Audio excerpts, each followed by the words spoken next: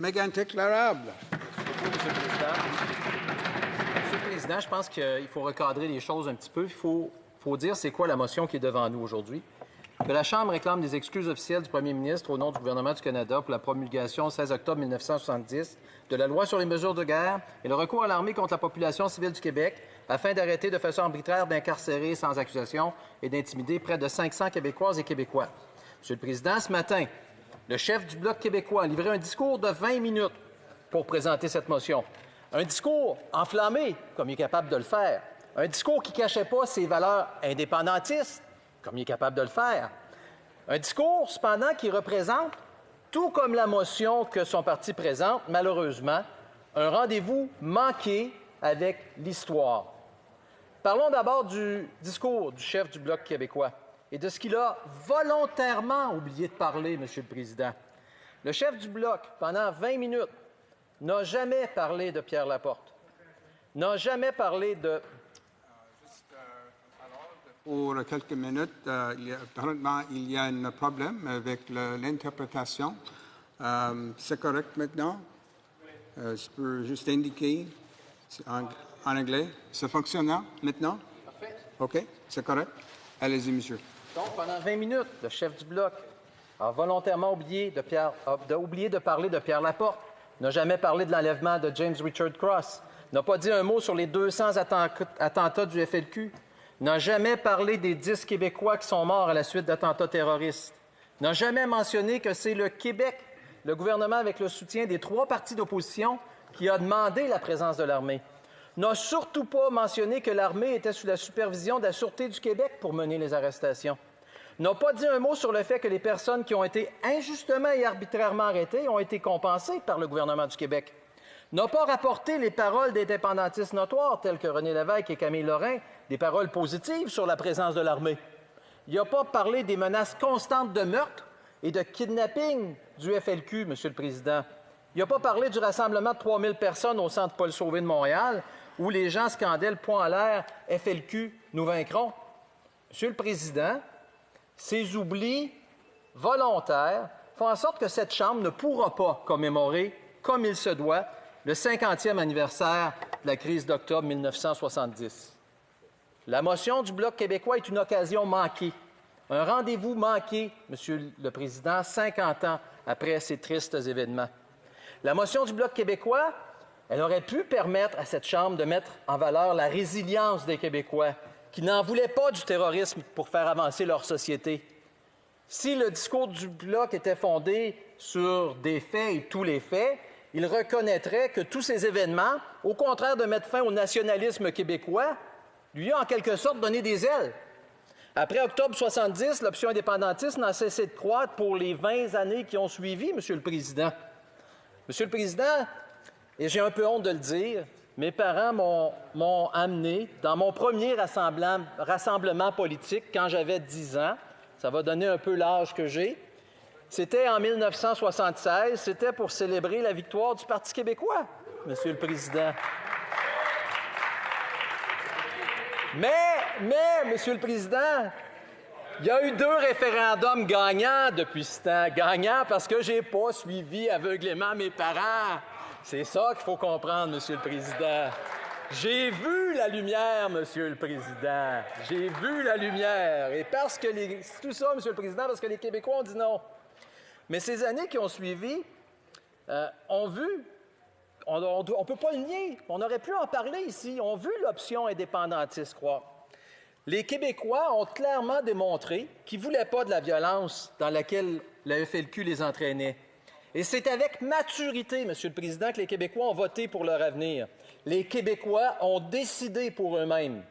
Cette maturité, elle a été acquise en raison de tout ce qu'ils ont traversé, Monsieur le Président, de tout ce qu'ils ont traversé pendant les années qui ont mené à la crise d'octobre 1970. On ne peut pas couper l'histoire et se servir juste des petits bouts qu'on veut bien, Monsieur le Président. Et c'est ça le problème avec la motion du Bloc. C'est ça le problème avec le discours du chef du Bloc québécois aujourd'hui. Et c'est pour ça que je suis très déçu, Monsieur le Président, comme Québécois, de cette motion. Le Bloc québécois aujourd'hui, il se sert juste des petits bouts de l'histoire qu'il veut bien, Il oublie d'en mentionner des pans complets. Dans le fond, c'est comme si on a juste un mur de la maison sur lequel on a bâti le Québec qui est aujourd'hui, dont on veut parler, puis on oublie tout le reste. On oublie les fondations, on oublie le toit, on oublie tout le reste. On parle juste d'un mur. Il faut en parler. Mais si on veut parler de l'histoire, il faut parler de toute l'histoire, Monsieur le Président. Et encore une fois, le Bloc pourtant a fait adopter une motion cette semaine dans cette Chambre. Une motion où nous avons tous reconnu le drame horrible qui est survenu en France quand un enseignant a été lâchement décapité dans un geste terroriste. Pourquoi ni le Bloc québécois, ni son chef n'ont fait mention dans leur discours, dans leur motion, de M. Pierre Laporte? Monsieur le Président. Pierre Laporte, un avocat, un journaliste engagé contre la corruption. Il a été député pendant 9 ans, ministre de la Révolution tranquille sous Jean Lesage, vice-premier ministre sous Robert Bourassa, mais surtout un père de famille. Il jouait avec son neveu devant sa maison quand sa vie a basculé.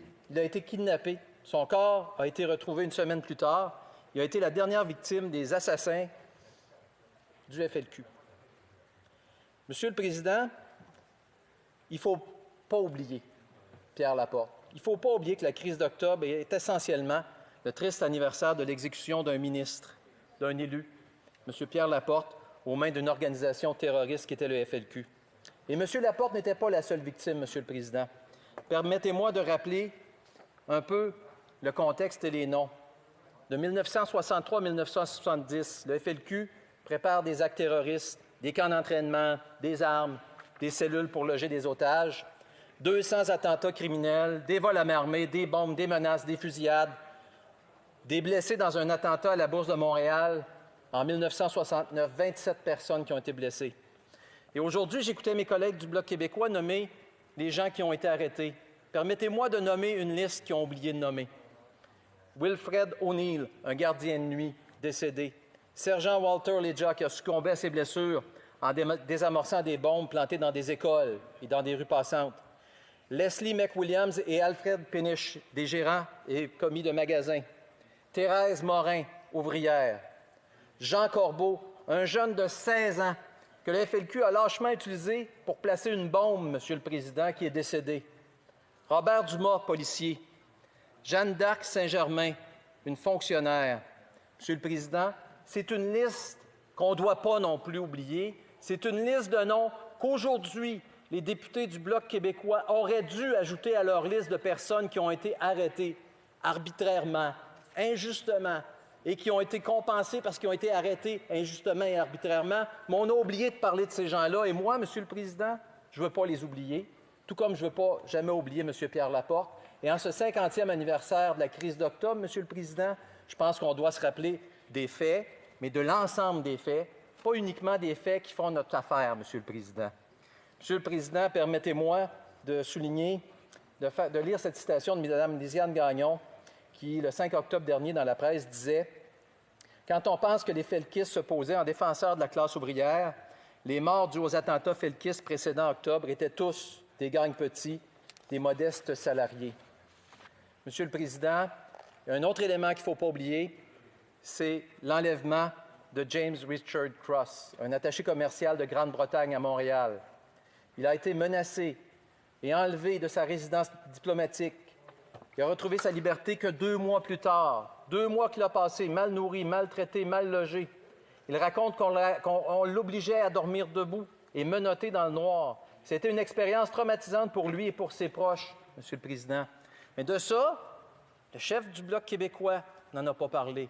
De ça, les collègues du Bloc québécois n'en ont pas parlé aujourd'hui. De ça, le discours du chef du Bloc québécois n'en a pas parlé et la motion n'en fait aucune mention, Monsieur le Président. Je pense que ça aurait été important si on avait eu une motion qui nous aurait permis de parler des événements de la crise d'octobre pour souligner le 50e anniversaire. On n'aurait pas entendu les platitudes des libéraux aujourd'hui qui ont fait tout pour ne pas parler de la crise d'octobre, Monsieur le Président. On se serait concentré sur les événements de la crise d'octobre. Ça aurait permis aux députés du Bloc québécois, à mes collègues du Bloc, de faire leur discours, de dire ce qu'ils ont à dire au gouvernement, de faire passer leur message par rapport à leurs demandes, mais ça aurait aussi permis, Monsieur le Président, de se souvenir des gens qui ont été victimes de la crise d'octobre, de se souvenir des gens qui ont été victimes du FLQ, Monsieur le Président, de se souvenir de tout ce qui a formé le Québec d'aujourd'hui par rapport à cette crise-là, parce qu'il y a beaucoup de choses qui ont changé au Québec après la crise d'octobre 1970, Monsieur le Président. Monsieur le Président, j'ai ici toute l'histoire, puis j'invite les gens à lire toute l'histoire de la crise d'octobre. Je pourrais vous en parler encore longtemps, mais je pense qu'il ne me reste pas beaucoup de temps, Monsieur le Président. Il me reste à peu près 4 minutes. Bon, bien, Monsieur le Président, en 4 minutes, je voudrais vous parler... 3 minutes? 3 minutes, Monsieur le Président. En 3 minutes, je voulais vous parler du 15 octobre. Le 15 octobre, c'est la reprise des travaux à l'Assemblée nationale. Et c'est un moment qu'il faut se souvenir. Pourquoi? Parce que ça a un lien direct avec la motion d'aujourd'hui. Le premier ministre Robert Bourassa évoque de demander le recours à l'armée. Et je le cite, « Nous avons donc demandé l'appui de l'armée pour permettre aux forces policières de continuer cette protection et des édifices publics et de la population. Actuellement, au Québec, le régime démocratique est menacé et c'est notre responsabilité première et essentielle de le sauvegarder. » Le chef parlementaire du Parti québécois a dit, « Monsieur le Président, l'appel que vient de nous lancer le premier ministre est certes parfaitement compréhensible et justifié dans les circonstances. » Plus tard, le chef du Parti québécois écrira le 30 octobre dans sa chronique au Journal de Montréal, « L'armée occupe le Québec, c'est désagréable, mais sans doute nécessaire au moment de crise aiguë. » Monsieur le Président, tout ça à la suite de la demande du gouvernement du Québec d'avoir la présence de l'armée pour appuyer la Sûreté du Québec dans le cadre des événements d'octobre 1970. Monsieur le Président, encore une fois, je ne peux malheureusement pas, parce que le temps manque, faire tout le rappel historique, mais une journée complète où on aurait pu parler du 50e anniversaire de la crise d'octobre nous aurait permis de parler de ces événements, nous aurait permis de parler des familles, des victimes, des personnes qui sont décédées à la suite des actions terroristes du FLQ, Monsieur le Président.